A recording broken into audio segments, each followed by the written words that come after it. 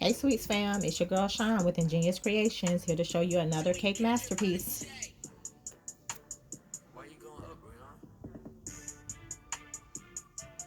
Today I'm going to show you how I make it's the Bling For Me cake. Remember to always start with a frozen cake layer. Don't mind me, I love dancing and Cut off the singing. tops if they're not Remember, nice you and always smooth want to start with a nice flat, frozen so you cake. can I have like a to make nice sure my flat cakes are cake. level before I start to apply my icing to each layer. Trust me, don't nobody want no lopsided cake.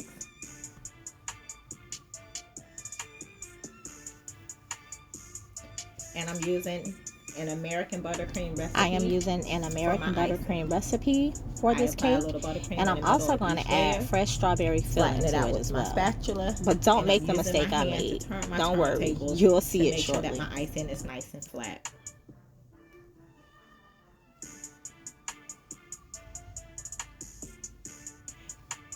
Scrape off any excess buttercream that you see.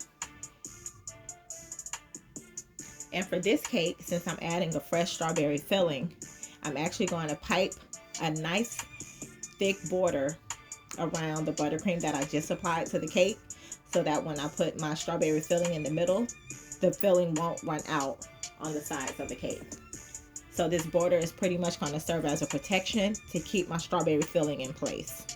This is extremely important and very necessary to do anytime you're working with fresh filling.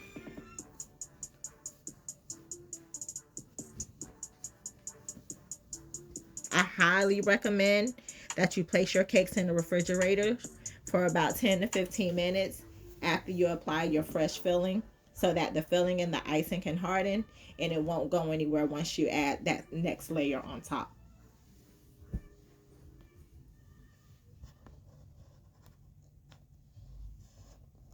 Don't mind me. I'm just jamming to my own beat, listening to music in the background. I'm a hip hop head, so there's no telling what song was playing at this time.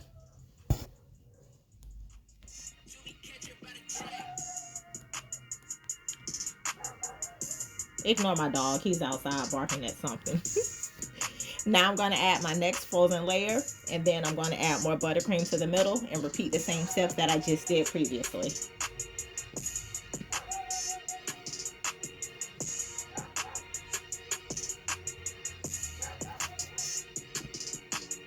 Again, since I'm adding fresh strawberry filling in the middle, I'm going to add a buttercream border around this layer before I add my filling to the middle. That way my filling won't fall out and slide throughout the cake.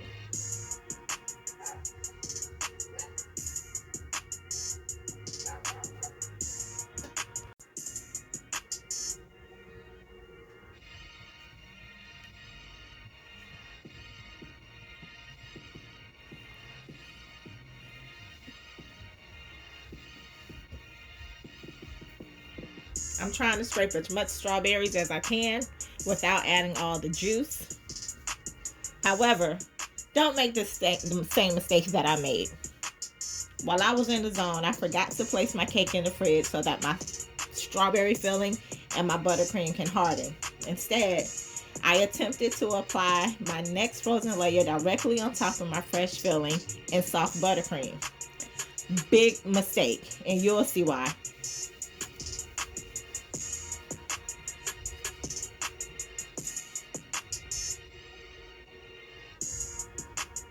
So you'll notice as I'm adding my buttercream on top of my cake and I get ready to spread my buttercream, my cake is moving all over the place.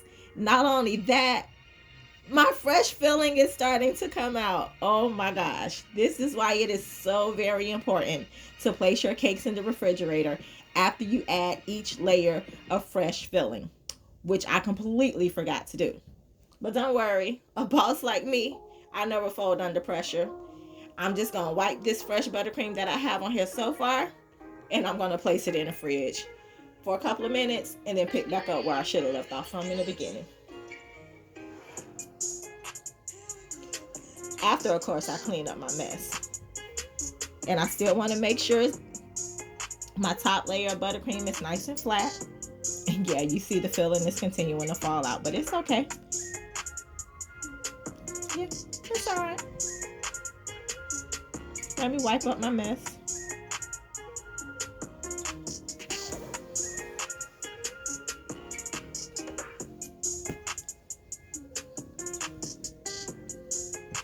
Once you place your cake in the refrigerator, your buttercream is going to get completely hard.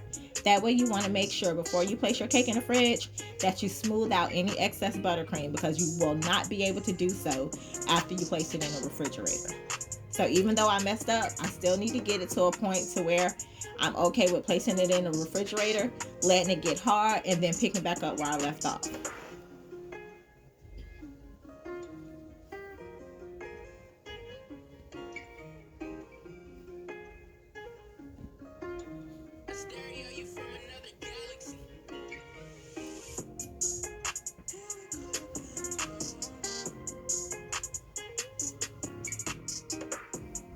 I know people don't always show the good, the bad, and the ugly when it comes to making cakes. But hey, this is how it is. Everything's not always peaches and cream.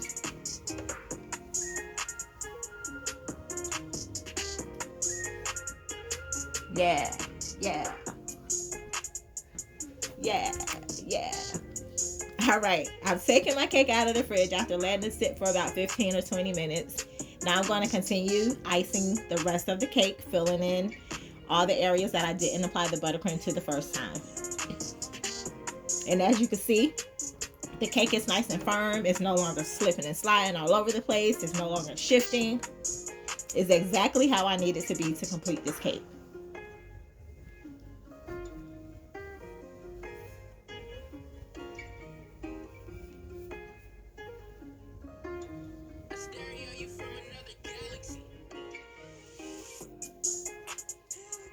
And remember, once you place your cakes in the refrigerator and you take them out, this cake is so cold and this buttercream is going to get hard really fast. So you have to work fast.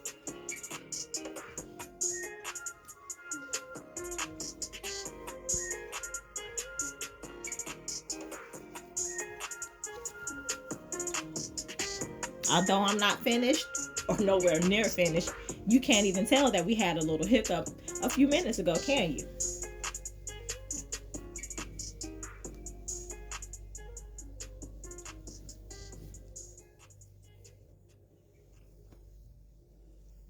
Now I'm using my tall scraper so I can scrape off all the excess buttercream and have a nice, smooth, round cake.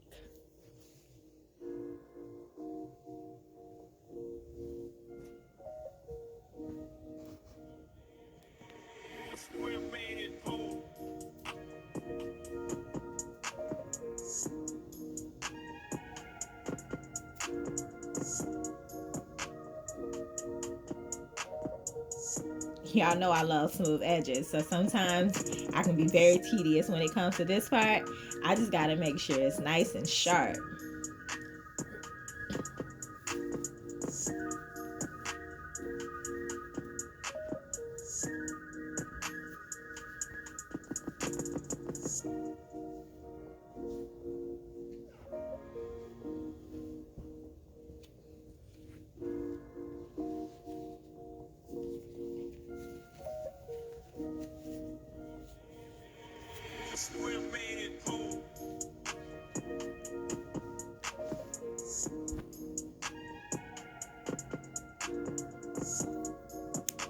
Alright, let's go around this baby one more time just to make sure it's really smooth.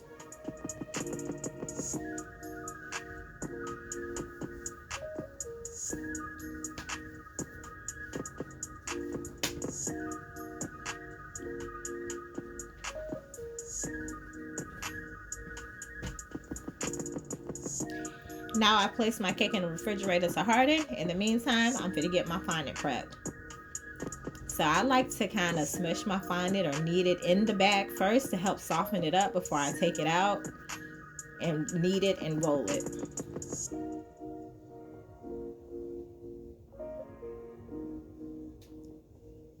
And yes, I'm applying a layer of Crisco to my silicone mat to make it smoother for me to roll out my fondant and easier for me to lift up. I know some people like to work with confection sugar or cornstarch. I prefer the Crisco because it doesn't dry out my fondant and it's just easier to work with. I actually learned this trick from Portia Kimball, aka Cake Diva.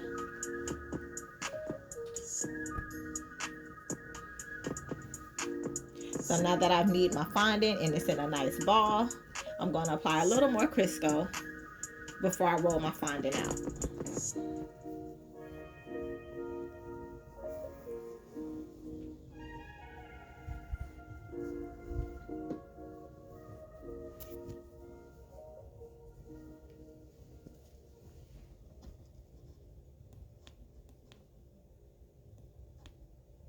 So I'm going to roll my fondant in a back and forth motion.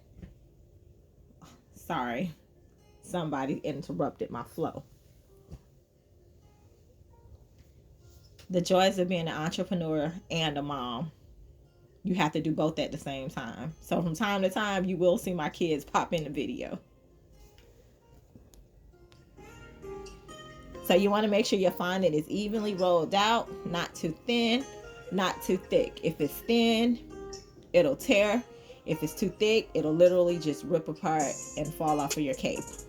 So I roll it up with my rolling pin. I'm going to go get my cake out of the refrigerator. Then I'm going to apply the fondant to my cake.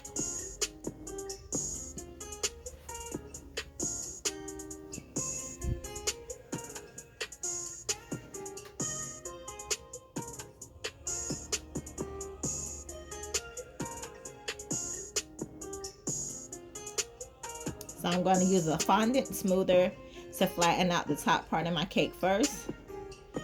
And then I'm going to start pushing the fondant down onto the cake. And it's okay to cut off any excess fondant so it don't get in your way as you're turning your cake. I like to pull the fondant out a little as I'm pressing down with my fondant smoother, which allows for the fondant to lay smoothly on the cake and get rid of any excess fondant at the same time.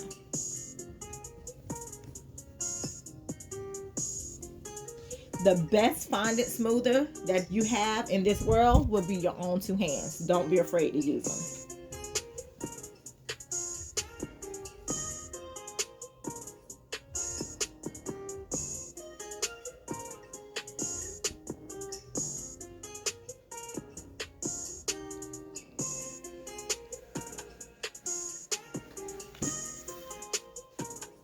Looks good to me. Now I'm going to cut off my excess fondant at the bottom of my cake.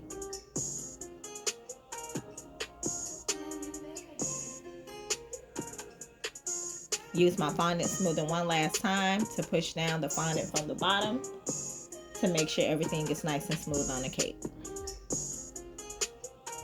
And this is white fondant, so if you ever see anything on it, you might want to get it off. So now I'm going to begin to apply the diamond cut, aka quilt design, to my cake, which is one of my absolute favorite designs to do.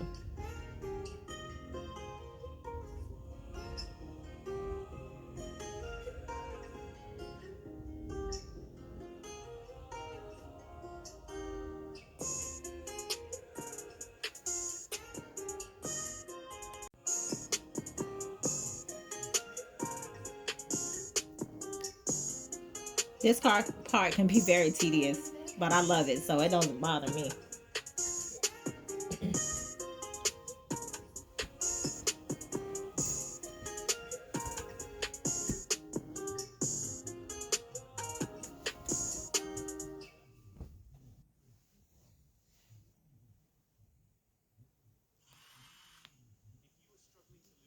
Remember, when you're doing this, you want to make sure that once you place your cutter into your fondant the first time, you make sure the top and the bottom matches when you go to place it in the second time, so that your lines are touching and everything looks perfect.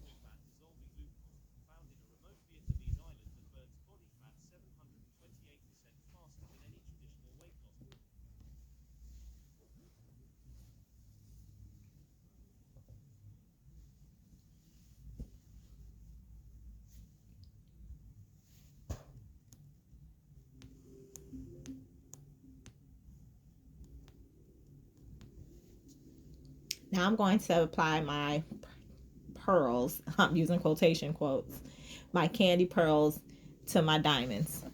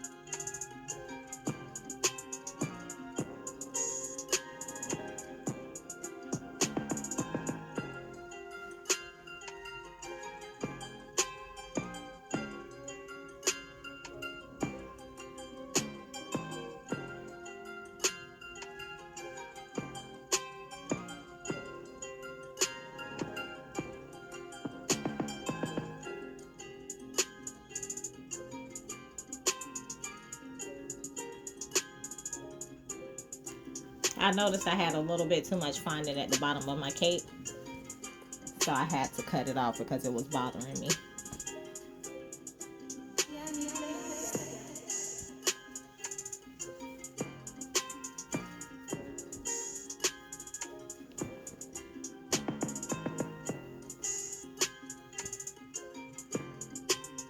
Applying all of the pearls to the cake could be tedious as well. But one note that I will give you is when you're applying them to your cake, make sure that you don't press too hard into your cake or you will see the indent from the tool on your fondant.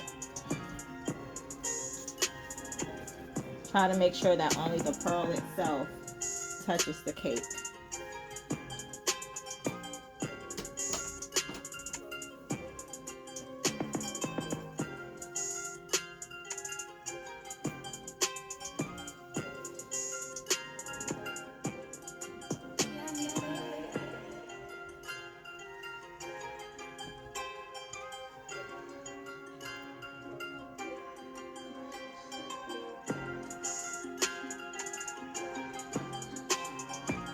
So far, so good. I'm liking what I'm seeing for sure. Look at there. Beautiful.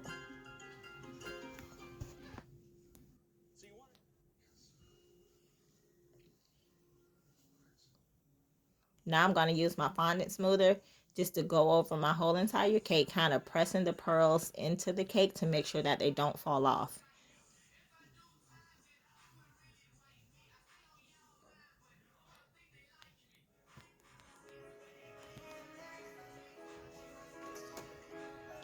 Now I'm going to apply a little buttercream on the bottom of my cake board, and I'm going to do the flip method to flip my cake off of the existing board onto the new board.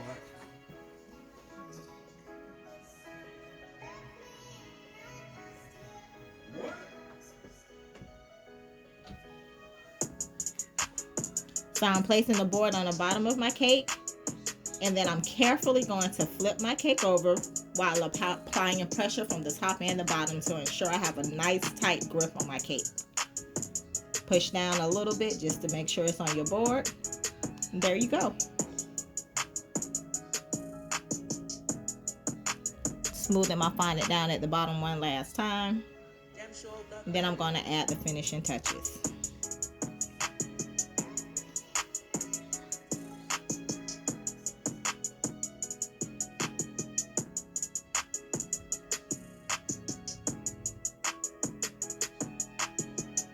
Crown on top, bling number 15 in front, and that's it.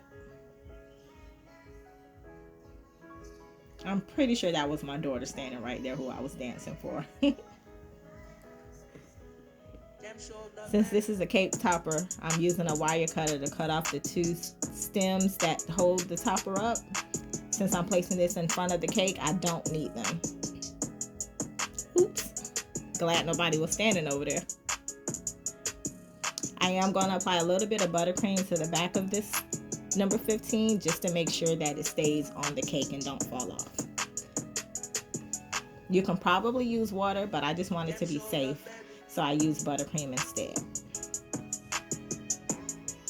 I just pressed it firmly into the cake, and there you have it. Bling number 15. Right? Yeah. Nice. Hey. Hey. Hey. Peace.